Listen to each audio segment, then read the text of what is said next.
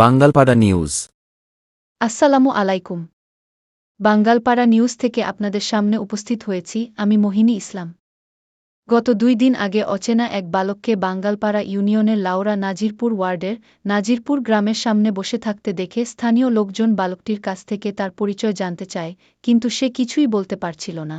পরে স্থানীয় লোকজন বিভিন্নভাবে তার কাছে পরিবারের ঠিকানা জানার চেষ্টা করে, কিন্তু সে কিছুই স্মরণ করতে পারছিল না। গতকাল বিকেলে শারীরিকভাবে একটু ভালো অনুভব করে, পরে সে জানায় যে তাকে কে বা কারা কিছু একটা খাইয়ে এই জায়গায় তাকে ফেলে চলে যায়।